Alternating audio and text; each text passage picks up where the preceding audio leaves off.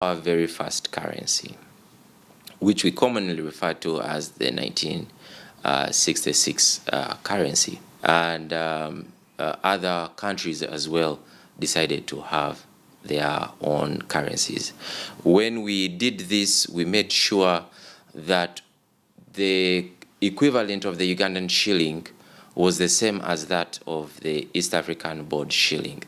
Therefore, 1 shilling of the East African shilling was equivalent to 1 Ugandan shilling. So it was perfectly matched in 1966. But as fate would have it, in 1971, we saw a change in government, and in came General Idi Amin Dada, who, among other things, first order of business, as seen in 1972, was to change the currency to depict his portrait on the face of the currency. So these currencies lasted from 1972 up to 1979, and it had a total new design from the 1966 series. Later on in 1979, when the government of Idi Amin Dada collapsed, there was another change in the currency, this time to remove the portrait of the fallen president, and it was replaced with the Bank of Uganda building. And the design was the same.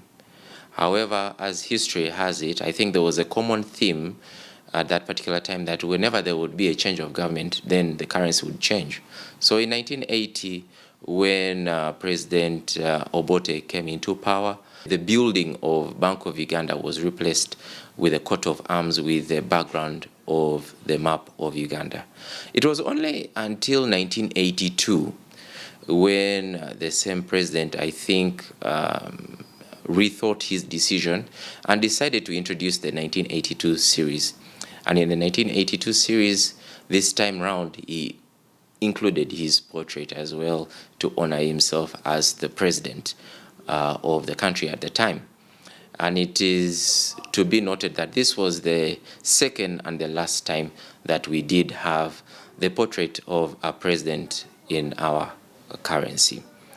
Later on in 1983, the portrait of Obote having been placed in 1985, General Tito Okello, after overthrowing the government, removed the portrait of the former president, Milton Obote, and this time returned it to what it was before in the 1980s, which was the coat of arms with the background of Uganda. Later on, of course, also a new denomination was introduced, the 5,000 denomination. It is worth noting that before 1979, the highest denomination was 100 shillings. So now this came about with an introduction of the 500 shilling and later on the 1,000 shilling. Now in 1986, we saw the coming in of the NRM government. And with the coming in of the NRM government, they set out to have an economic recovery program. Under this economic recovery program, there was a change in the currency, which we call the 1987 currency notes. Now, the change that was there was that the revaluation brought a slash of 2 zeros in our currency. Therefore, 100 shillings was now equivalent to 1 shilling, or 1,000 shillings was now equivalent to 10 shillings. So this was to reduce on the supply of money at the time. And it came about also with the introduction of a currency conversion tax of 30%, which allowed government to gain some revenue to facilitate the budget deficits that it had. and also to control money supply. The 1987 series later on had the denominations of 1, 2, 5, 10, 20, 50, 100, and 500 turned into coins. And that is how it has remained up to now. The reason being was that there was a need to move some of these denominations into coin form from banknotes, because coins last longer, and given that we're in sub-Saharan Africa, the coins were easier to be circulated without much damage due to weather conditions and poor handling. Now, later on in the 1987 series, we did have additions. As I had said, the 5,000 was the highest, but later on there was an introduction of the 10,000 shilling note, the 20,000 shilling note, and lastly the 50,000 shilling note, which is currently the highest banknote.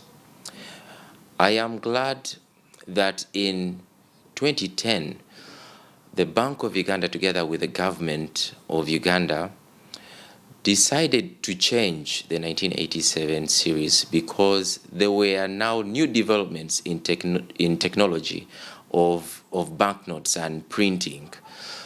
So to take advantage of these new technologies in banknote printing, there was need for a change.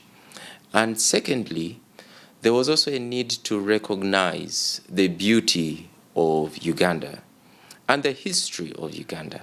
So in the 2010 series, we see that right from the 1,000 note to the 50,000 note, there is a story that is being told. For example, in the 1,000 note, you will see the Nyero rock paintings to depict the Aleman age, the very beginning, when Uganda still had the Aleman, and he was painting at the Nyero rocks. And in the 2000, we see the monument on which Speak stood at, and he saw the source of the Nile, which was Lake Victoria, him being the first European to see the source of the Nile. And then later on, when we see in the 5000, we see the Independence Monument to commemorate World War I and World War II, in which Uganda participated under the British Protectorate. And we did lose quite a number of Ugandans to those two wars fighting under the British. Later on in the 10,000, we see the Monument of Education, which is found in Chambogo. In the 20,000, we see the Centenary Monument, which is found at Centenary Park to commemorate Kampala's 100 years of existence. And then in the 50,000, we see a commemoration of the Chogam meeting that we had in 2007. So you can see a journey being depicted, a story being told chronologically right from the 1,000 to the 50,000 note. I must add also that Uganda's beauty was added onto the banknotes. As you may agree with me that the banknotes are the first thing anyone who comes into the country sees, because immediately as soon as a foreigner comes into the country, they have to change their currency into Ugandan currency. So we wanted to make the currency to depict Uganda's beauty, and that's why you will see different attributes in the currency. In the 1,000, you see the cobs representing the beautiful wild animals that we have in our various national parks. In the 2,000, of course, you see the tilapia fish. In the 5,000, you see the weaver birds representing the animals of the air. In the 10,000, you see matoke, bananas, representing one of our staple foods that we have here in Uganda. And then in the 20,000, you'll find a beautiful picture of Indiali crater, and in the 50,000 you'll find a picture of the silverback gorilla, which we pride ourselves for having one of the most endangered species, yet we have the biggest population here in Uganda.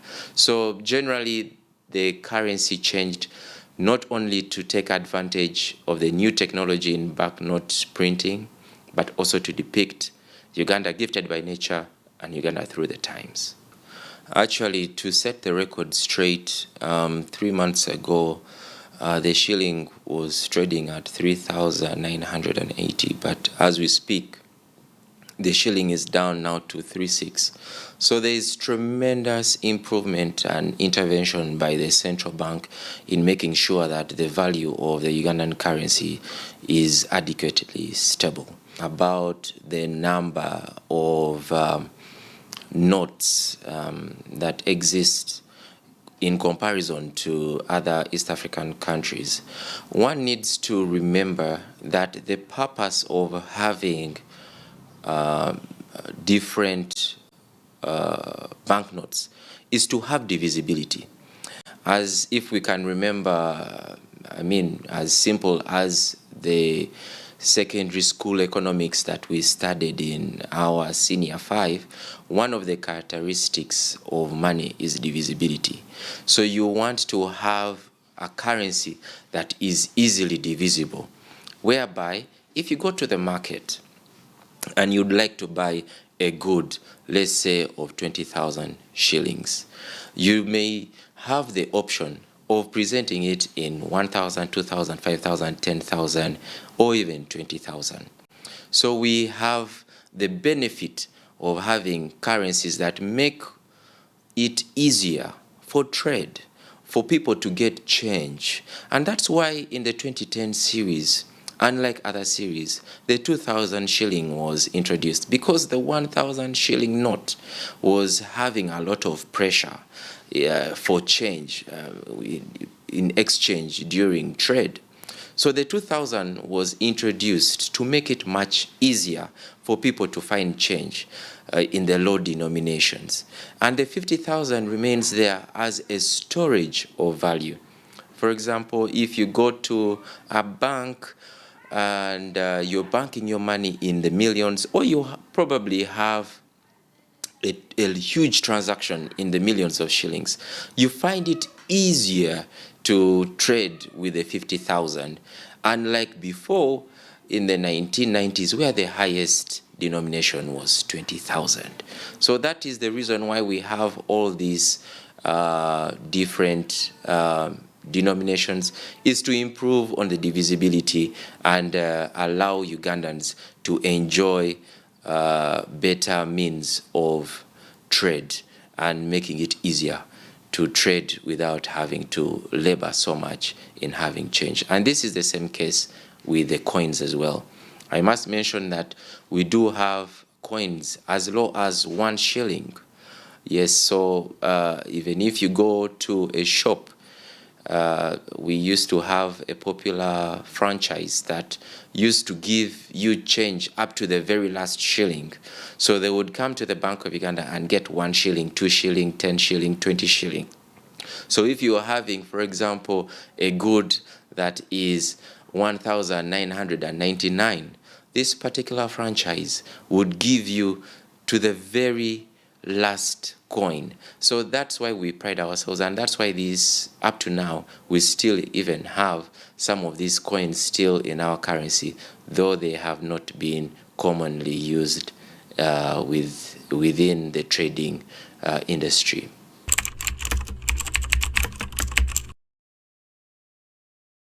History has it that countries that have printed their own currencies at times have gone through hyperinflation. Hyperinflation being a state at which their currency loses value. And unfortunately, this can be originated to having them print their own currency. But this is not the case with Uganda.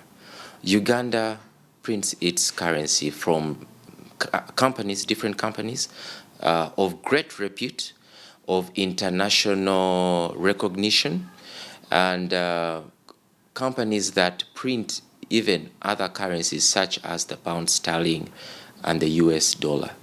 So we do go to those companies that have that reputation and we stand no risk of having a currency wars ever existing because of the selection of the reputable companies that we have. I must also say that we are bound by the procurement laws of Uganda, and therefore even when we select these companies go through a laborious process of procurement, of bidding, so that we select the very best and make sure that the printing costs of currency in Uganda is awarded not only to the best company, but Ugandans get value for money and get the best price for the cost of currency. So this currency is printed in different countries. Different denominations are printed in different countries across the world, as these companies do have different printing factories across the globe. So to answer that, we do have a very firm printing policy here at Bank of Uganda that makes sure that we have a secure currency for the Ugandans.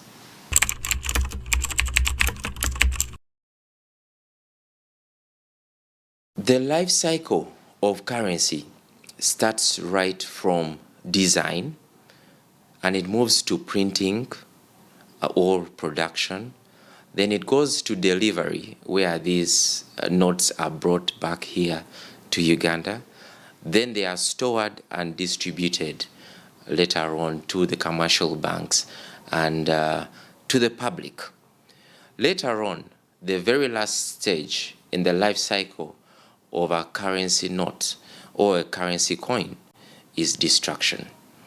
And the destruction process of these notes is one that has been vetted and audited by the government. It is a process through which we, in a responsible way, I mean in a secure way, and also in an environmentally friendly way, we dispose of these currency notes. Take note that these currency notes are made out of cotton pulp and paper, so they are environmentally friendly.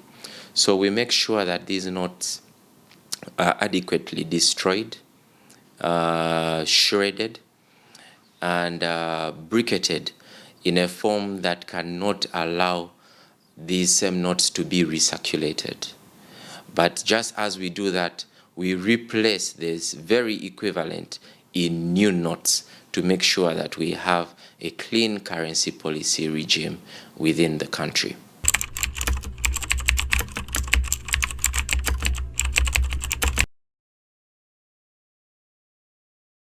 The history of governors in the Bank of Uganda dates back from 1966.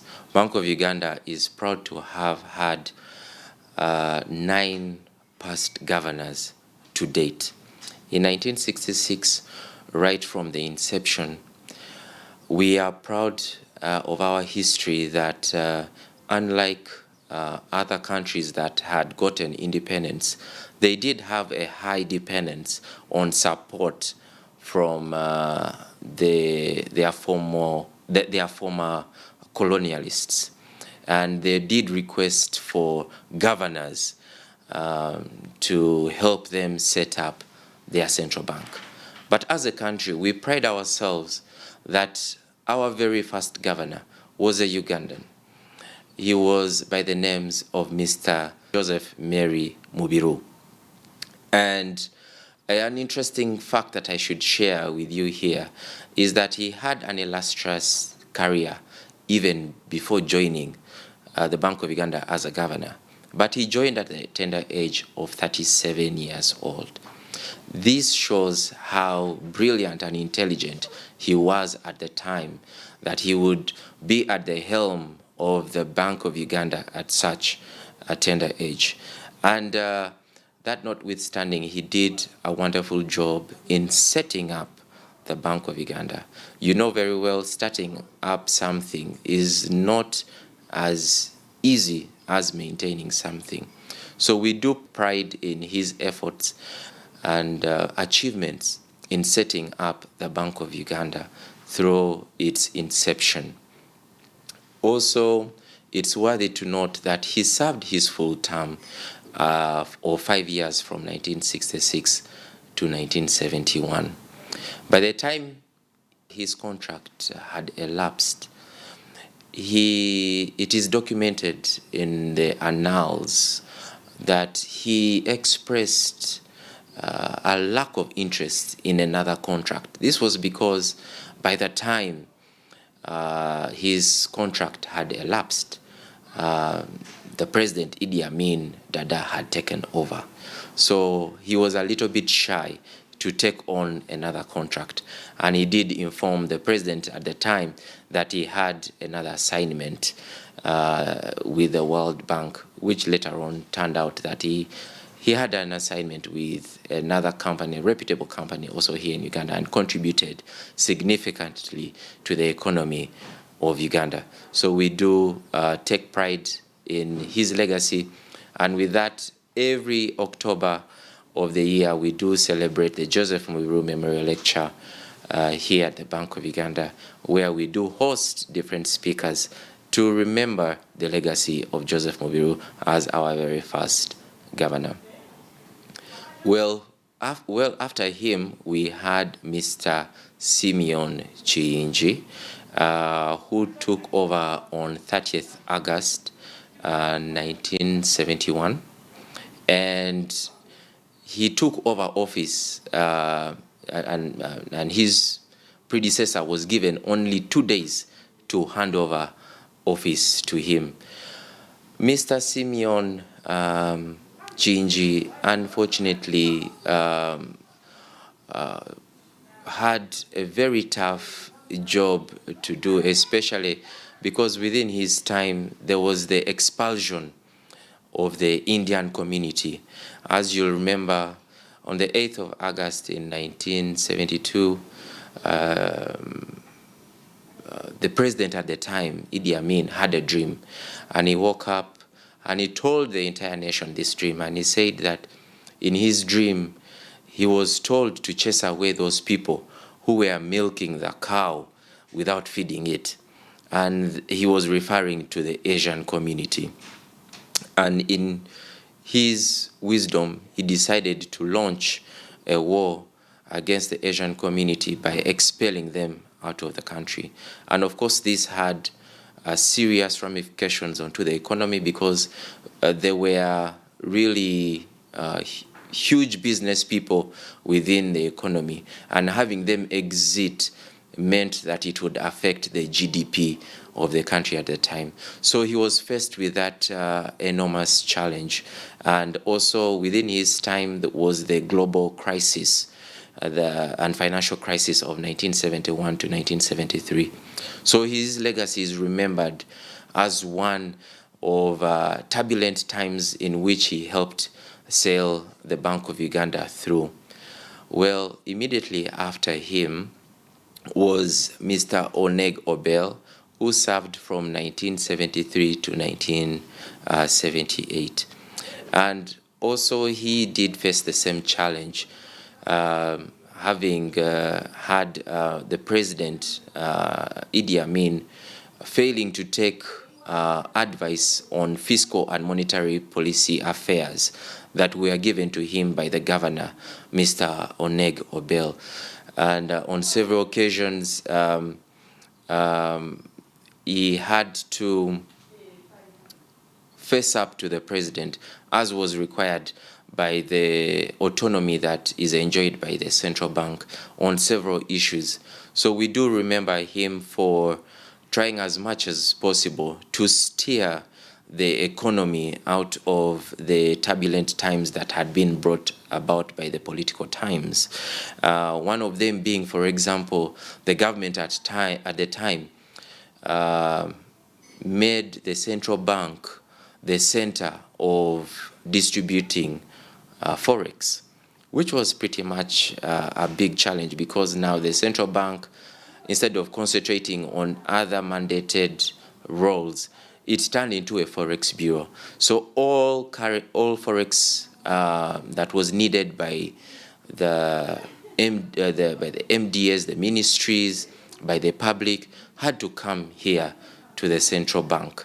So it was quite a huge challenge that he had to sail through, but we are glad that his legacy lives on for having sailed through a turbulent time and helping the bank survive through that time.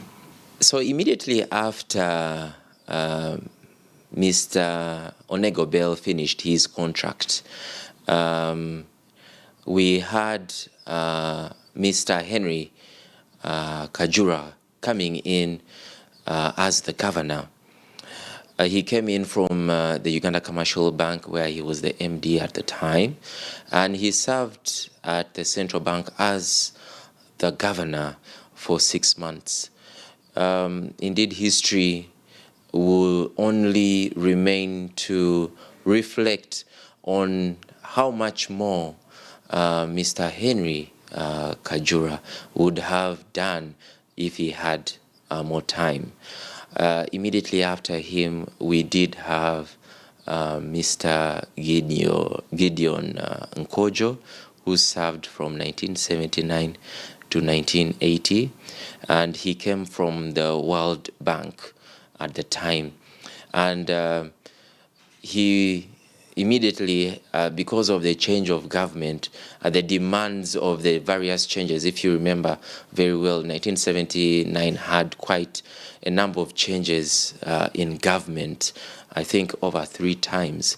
And you'll remember that there had to be a new series immediately after the expulsion of Idi Amin. Mr. Nkojo was tasked with coming up with a new series with the portrait of the former president being removed and a new design being put with the building of Bank of Uganda instead. We shall also remember him for the challenges that he had, because the generals of the government, I think it was of Tito, one time wanted the Bank of Uganda to pay using Forex for cars, to pay for cars for junior officers, military officers. And this was something that he refused to do. And I think that, without saying, it was against his very fabric. And after 1980, he expressed his lack of interest to continue with the government as the governor of Central Bank of Uganda. So immediately after him, we had Mr. Leo Chibirango, who came from 1981 to 1986. And his legacy is one that saw the recovery of the economy. Remember, after the economic distortions of the 1970s and the expulsion of the Indians, he's accredited for trying to woo back the Indians to come back and support the country's GDP, to make Uganda again an economic destination for investment. And during his time, we also had the abolition of the fixed forex regime, making it more flexible. So that is his legacy and what he's accredited for. Immediately, we had Dr. Suleiman Chigundu, who came in 1987.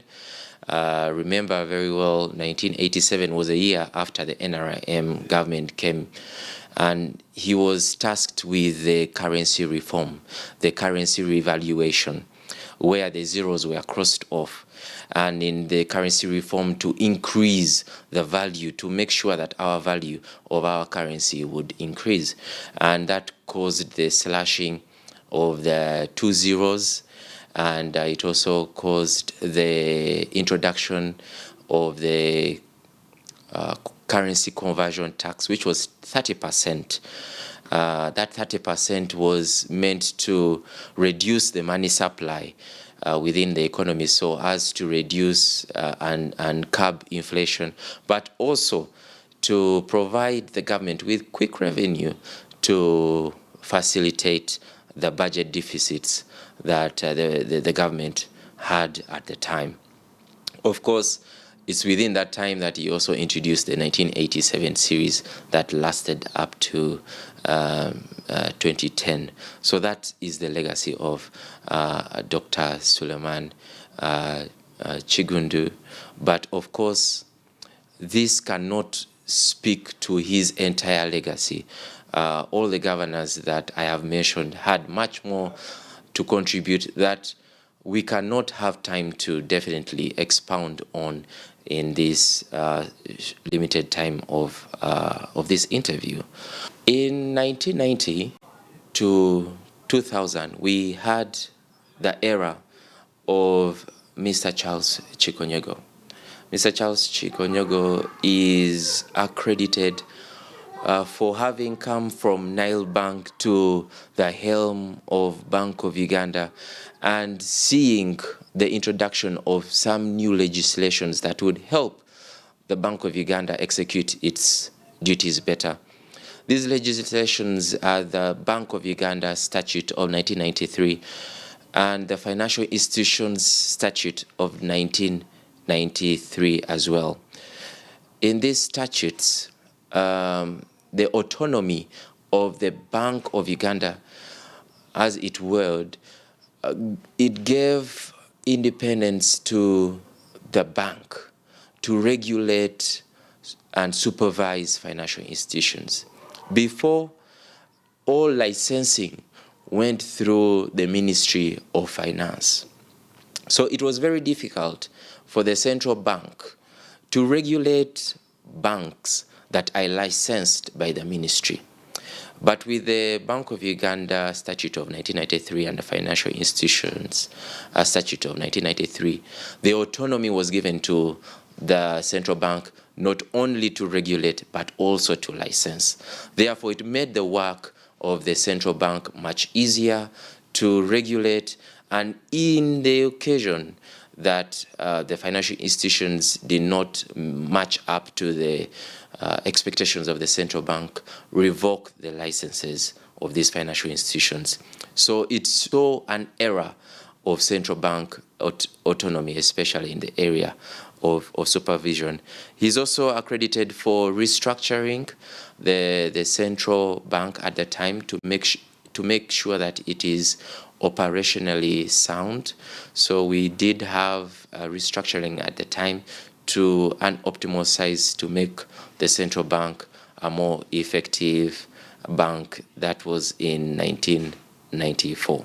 In 2001, the central bank was privileged to have the Professor Emmanuel Tumisime Mutebile take over office at the very helm of the central bank as the governor. And his legacy spanned a period of 21 years.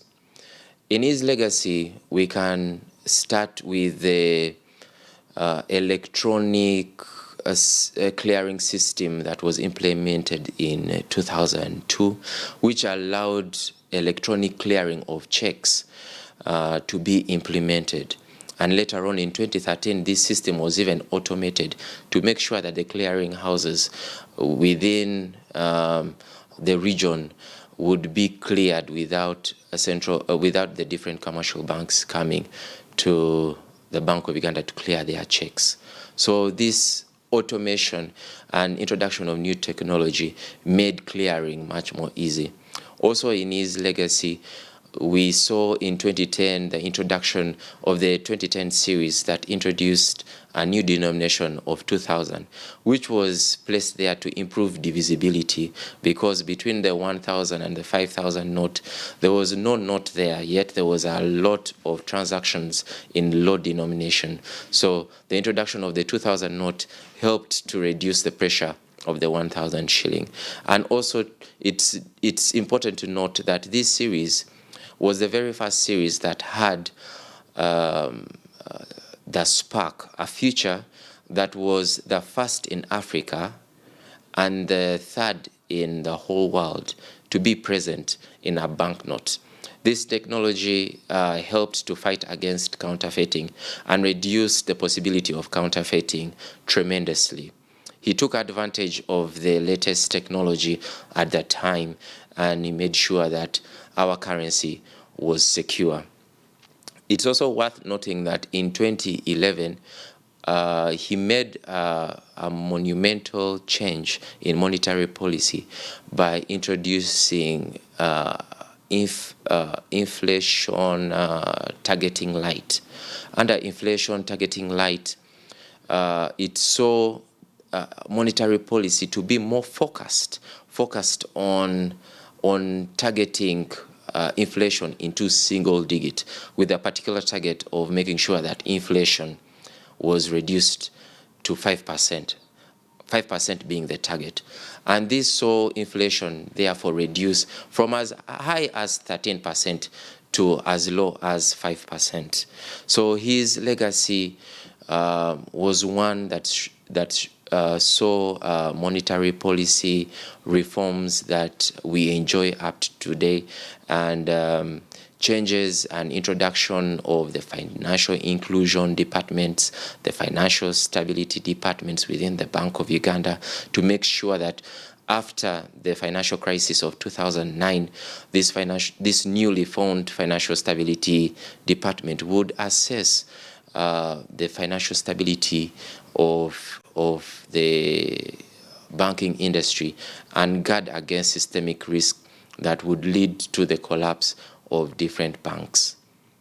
So that is the legacy of Mutebile, but like I said, he had such a huge legacy that we may not easily finish